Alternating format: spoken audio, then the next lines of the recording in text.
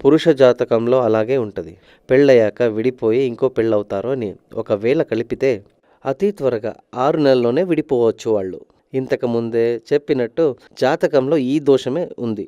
వీళ్ళు ఏం చెప్తారంటే, ఇది కలుస్తాయి కదా స్వామి, కరెక్ట్‌గానే ఉంది కదా! ఇక్కడ విడిపోవడానికి మనం పెళ్ళవ్వము. పెళ్ళయ్యేది కలిసుండాలని, సంతోషంగా ఉండాలని. అయితే మనం ముఖ్యంగా ఇక్కడ ఏం గమనించాలంటే, ఒకవేళ స్త్రీ జాతకంలో కానీ, పురుష జాతకంలో పునర్వివాహ యోగం ఉందా అని. ఏ కారణాల వల్ల ముందు పెళ్లి విడిపోయిందని మనం చూడాలి. ఫస్ట్ జాతకంలో కలిసి ఉండరు అంటే వైధవ్య యోగం. పురుషుడు మృతం పొందుతాడు అని అమ్మాయి జాతకం ఉంటే కూడా దీర్ఘాయుష్ ఉన్న అబ్బాయితో కలపాలి. 90% ఫ్యామిలీ విడిపోవడానికి కారణం ఏమంటే దాంపత్య జీవనం సరిగ్గా కాకుండా పోవడం, అదే ముఖ్య కారణం.